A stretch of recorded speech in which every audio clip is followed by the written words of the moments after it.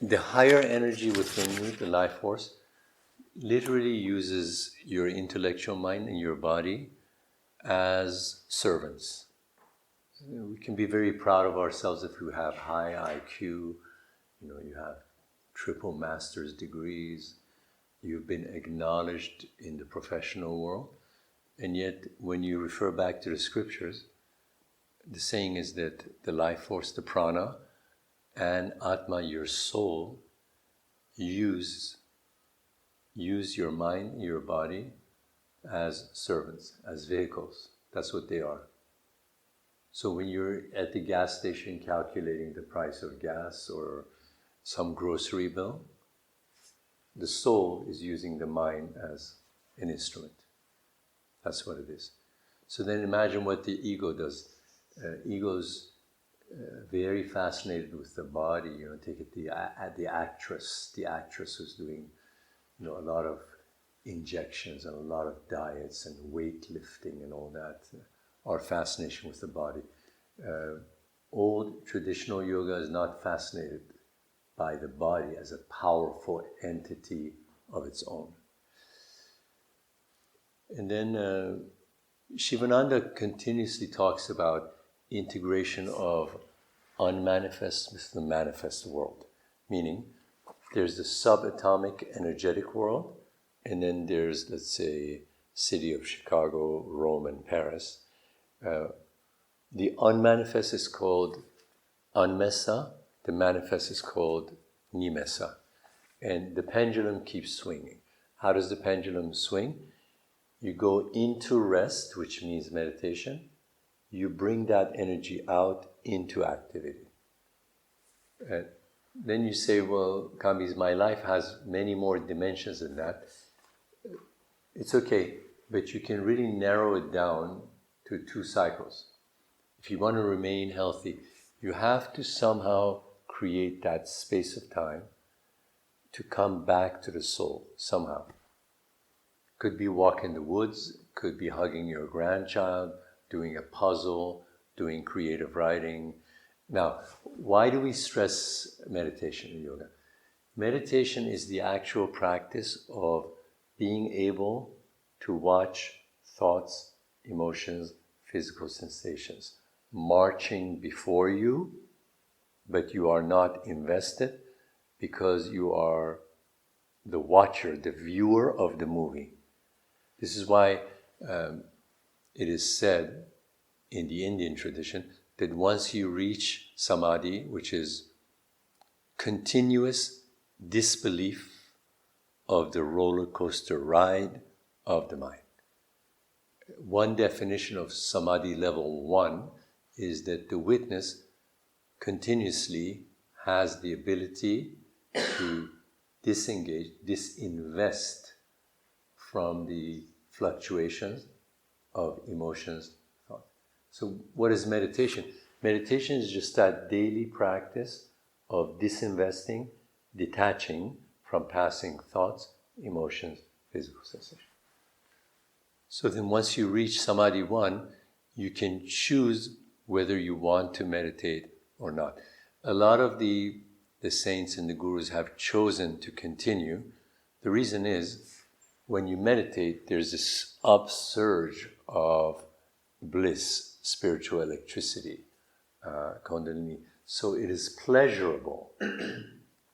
But then again, as you advance, as this energy courses through you more actively, then outside of meditation, the God force is pulling you in outside of meditation. So one of these days, after one of these workshops, you'll be walking in your living room and something will pull you in to silence. You might be ironing your shirt, and very unconsciously, as you're ironing the shirt, hum sound just comes in by itself. In other words, prayer is happening by itself. So maybe you've had experiences before this talk where you were going about your business and somehow you're pulled in. It's like, sudden moment of silence, or suddenly the heart wants to burst with joy. And you didn't really do anything, it pulled you in. You want to be looking for that celebration. One of these days, the flow of spiritual electricity will get strong enough where it will pull you in. You don't need to sit on the meditation cushion to plead for that force to be with you. There's no more pleading. Maharishi used to describe it this way. He said, you burn a lot of fuel in the NASA space station. You burn a lot of fuel to get this rocket ship off the ground. And once it reaches a certain altitude up in the sky, then they shut off the engine, and then if it gets close enough to a planet, then the astronauts know that the planet starts to pull the spaceship. So when they landed on the moon, they knew that if they go close enough to the moon, then the moon's gravitational pull is going to pull the spaceship or the station. Same thing with meditation. All you need to do is burn enough fuel to get away from the gravitational pull of ego, baggage in the subconscious mind, and your own self-image of I am a face, I am a passport number, I am my life story. That's the gravitational pull of Earth in this particular example that I'm giving you. Because we're talking about a spaceship. In that example, the gravitational pull of Earth is my life story. How did I get hurt when somebody touched me the wrong way sexually? Did my stepdad really love me or not? Did my mom love the other sister more or not? Was I dumb because I failed 3rd grade of elementary school? All the things that our mind does to us. And so even if somebody else hurt you, in the end, it was your mind that came up with a self-limiting, self-hurting interpretation. In the end, it was your mind. Even if somebody does sexual abuse, you can always choose to think that that was a very sick person instead of adopting shame, toxic shame. Although the person who touched you was somebody else. So why should you be ashamed? In the end, we all do it to ourselves. But, is this unfair to say to a 4-year-old? Yes. But that's why people come on a journey it's called reframing. You reinterpret what happened to you at the age of 4. Reframing is just a technique. If you didn't have enough money when you were 5 years old, now you have enough money, you have to reinterpret the original shame as an adult. And then Sivananda is saying that with continued meditation, you get to a point where the gravitational pull is gone, so then the life force, the holy force, the divine force starts pulling you in. When that happens, you develop what I call the Teflon mind. Teflon mind means no event leaves a lasting impression on your mind. The non-meditative mind, you go to the supermarket, you have a brand new Lexus, somebody's shopping cart is let go of, it bangs into your brand new Lexus, and the bumper dents. So then, for the next day and a half, you're really angry at the lady who released her shopping cart. This is very practical, the example I'm giving you. Your car was brand new. Okay? With the Teflon mind, the shopping cart hits your bumper, for a moment you say, oh, what a shame. It's just such a perfect looking car. But the incident and the anger doesn't stay with you for a day and a half. Might last for 15 minutes. And then you just meet the moment, and your meditative mind, your transcendent mind, comes up with a solution. It's like, I can either keep screaming at her in the parking of the shopping center, or say, all right, it was an incident and we're done. And this is what the scriptures mean by loving detachment. You meet the moment, whatever's happened, you meet the moment, you handle it. So think about what I said. As you progress on this path, nothing cuts a deep groove into your subconscious. That shopping cart doesn't cut deeply into your subconscious. And if you have friends who are non-meditators, you see that they can be seething with anger for 2 days, how stupid people can be to release their shopping cart. It just goes on. And then you smoke a few cigarettes because you're so angry. And then that builds upon the anger. And what happens to the meditative mind? It watches everything arising and vanishing. So as you get to trust the field of silence within you, anything that arises in your body, mind, or emotionally, you're not theorizing. Anything that arises, you say, okay, I can see some hunger just rise. And then, you have a grape or something and you see hunger vanish back into nothing. Same with anger. You can even fall in love. As a meditator, you can fall deeply in love, be very attracted to somebody. And yet you say, okay, I can feel the fever and the fire of falling in love. I can see that I'm missing my lover. But see, you're still seeing, you're observing the sensation of your body. Every cell of your body wants to get back to your lover. You can see that.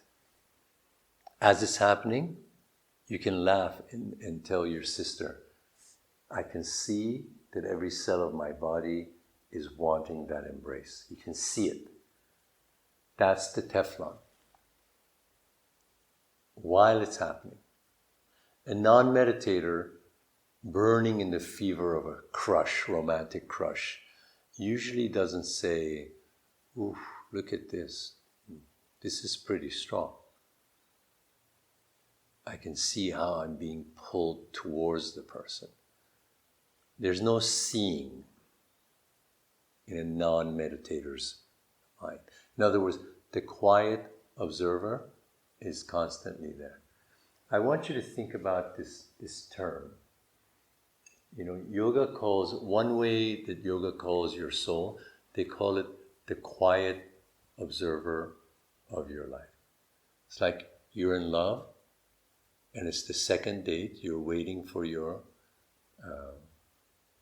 lover to come and pick you up, and there's a quiet observer observing the moment while it's happening. Even more intensely, you just gave birth to a little girl and they've put her in your arms in the hospital for the first time. Something that intense. Quiet observer is watching the moment. Something that intense. Most people don't have witnessing the first time they hold their babies. It's too intense. And then self-realized people, they can sense each other. Doesn't mean that they have titles. It doesn't mean that they're famous. They sense each other's presence. How do they sense it?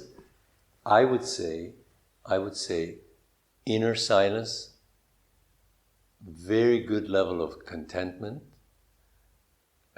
pure self-love, having nothing to do with conceit or narcissism, a deep level of contentment, a very, very decent level of self-love, not dependent on anything external. Those things cannot be faked. Hopefully, as you remain on this journey, you'll see that, for example, advanced progress on this path cannot be faked. You cannot pretend advancement in loving detachment, for example. If they bring something big enough in front of you and you don't really have the training for detachment, then there's going to be tremendous overexcitement. Or you get to the third interview of a job and the final answer is no. It's very difficult to fake equanimity when you have 3 children to feed. But when equanimity is there, you see it. This is why if you want to know an advanced spiritual being, you live with him for a while. You know, Gandhi's approach was, come to my ashram and just live. He would do his cloth, he would make cloth. Only in the afternoon, apparently, he read some Bhagavad Gita. The rest of it was very informal. He would walk around. His political advisors would come and go. The Persians have an expression. They say, if you really want to get to know somebody, take a trip with them. Because in a trip you see all sorts of circumstances. It's very hard to fake it. Anyways, know this. You cannot fake being more advanced than you are right now. But you're not standing still. You're moving, you're progressing. So 1 year from now, you're somebody else. The outer appearance and personality of a Jivan Mukta, very different from one another. Some of them have been very controversial characters. In India, some of them have had hair down to their waist, no clothing. Some of them have lived in palaces. Some of them in the past were advisors to kings. Satya Sai Baba was often visited by the cabinet of the Indian government. I saw senior ambassadors waiting to see him. So they're very different from one another. Some of them may appear to be crazy people because they're so in tune with the vibrations. One thing that all advanced spiritual beings have, they cannot hurt another living being. Sometimes you might see them acting angry in order to crush somebody's false ego. Like, you know, if I see that you have been influenced by your mother's depression, so you come and spend 5 days with me, and there's this kind of sadness about you. And I can see that you have playfulness, but this skin of sadness is kind of covering you. Then you might see me suddenly get mean. I would say one other quality of a spiritually advanced being, they could be very uneducated, and if you happen to recite some of the oldest spiritual literature to them, you see that they have a very natural understanding. So just take somebody who's herding sheep in the mountains, but they happen to have a calmness, a beautiful soul. They happen to have understanding of nature.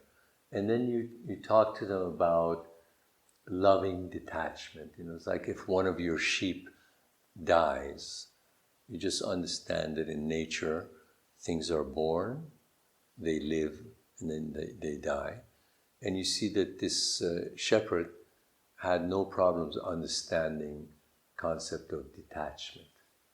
or understanding God as a form of energy instead of an old man with a white beard beyond the clouds.